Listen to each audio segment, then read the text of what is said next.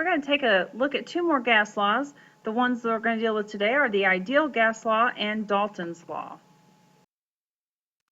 Avogadro's principle. This is Avagadro, and he said that equal volumes of gases contain equal numbers of moles at a constant temperature and pressure, and he said this was true for any gas. So as we increase the number of moles, it's going to increase the volume for a constant. If we merge the combined gas law with Avogadro's principle, we end up with PV over NT equals a constant. This constant, R, is known as the universal gas constant. You don't need to memorize these values. Usually they're given to you in a table or given to you to be able to use for calculations. So the R values are the constant for ideal gases. So this R value is 0.0821. This is the one we use the most often. This is for the units liters, atmospheres, moles, and Kelvin. So again, it's really important that you pay attention to what your units are. This one is for cubic decimeters, kilopascals, moles, and Kelvin. So let's look at how we're going to put that into play. Our ideal gas law is the Perv-Nert formula. So it's PV equals nRT for a gas. And the universal gas constant here is going to be one of these two depending on the units that you are using. So let's take a look at this. Calculate the pressure in atmospheres of 0.412 moles of helium at 16 degrees Celsius and occupying 3.25 liters. Let's take a minute to write down what we're given. We want to know pressure. We know the number of moles. We know the temperature in Kelvin. We know the volume in liters.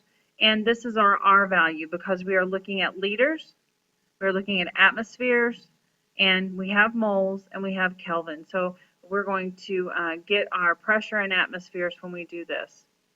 So we use the PV equals nRT formula. We plug in everything that we have, and notice that we have units as well, and this makes us make sure that we cancel units and that we have all the right units in order to be able to do the calculation. Simple math again, your pressure is 3.01 atmosphere. Let's take another one.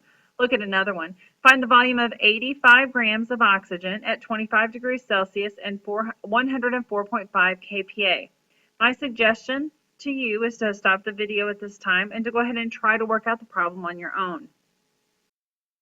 We write down our given information. Notice that we took the temperature and changed it to Kelvin.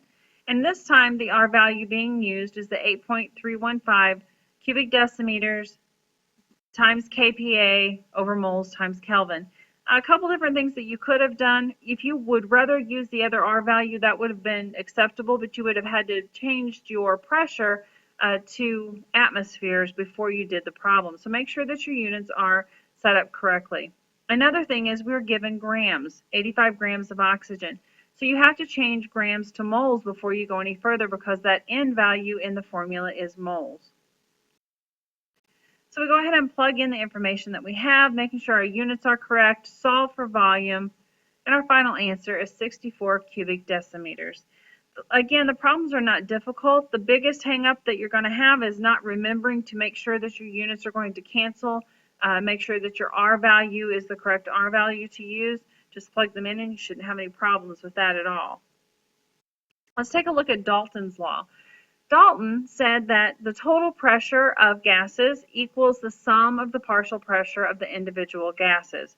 So the pressure total inside a container is the pressure of one plus the pressure of another plus the pressure of however many more that you have in the container with it. It says 3 of the primary components of air are carbon dioxide, nitrogen, and oxygen.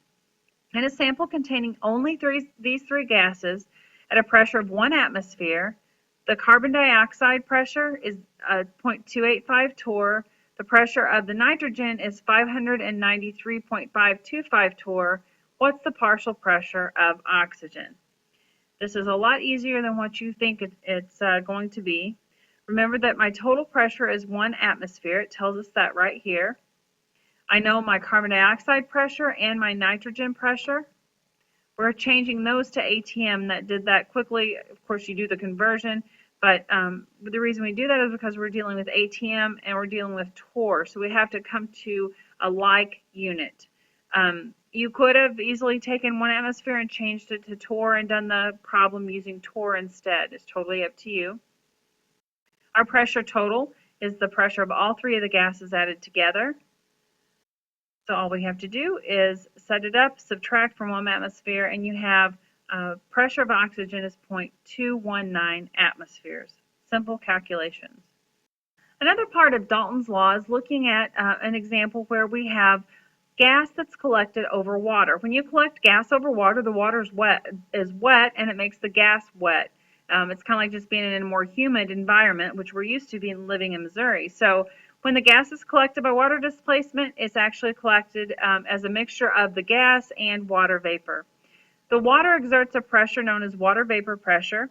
So we have to take that into consideration when we're looking at this with Dalton's law. So to determine the total pressure of the gas and the water vapor inside a container, you have to make the total pressure inside the bottle equal atmospheric pressure and use this formula. So we're going to take the pressure from the atmosphere is going to be equal to the pressure of the gas plus the pressure of the water. And the pressure of the water is going to be determined by the temperature of the water that it's collected over. So hydrogen gas is collected over water at 22.5 degrees Celsius. Find the pressure of the dry gas if the atmospheric pressure is 94.4 kPa. It says the total pressure in the collection bottle is equal to the atmospheric pressure and is a mixture of the 2 gases, the hydrogen and the water vapor. So here's what we've got. This right here, where do I get the pressure of water? It doesn't tell me the pressure of water. The key to that is that it's at 22.5 degrees Celsius. Now this isn't correct for your textbook, but it says look up water vapor pressure for 22.5 degrees Celsius, and I'll show you in class how we find that information. But this bit of information right here for the water is determined by the temperature of the water up here. So we're going to take the pressure total, and it's going to equal the hydrogen pressure plus the water's pressure.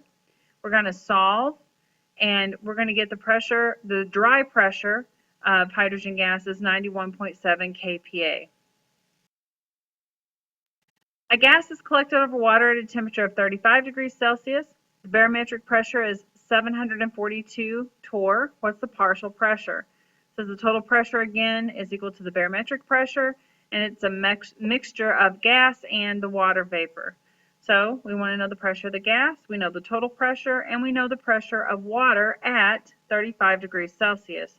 So we look it up again. It's not going to be on page 899 of your textbook. We can Google this information, and I'll show you also in your textbook where you can find it. So we're going to solve for the pressure of hydrogen, and we should get about 700 torr. So that's how simple Dalton's law of partial pressure is. That's going to lead us into gas stoichiometry, which is going to be our next venture. But we're going to put into play all the different types of gas laws that we've had together combined to form the combined gas law and the Pervnert formula, or the PV equals nRT.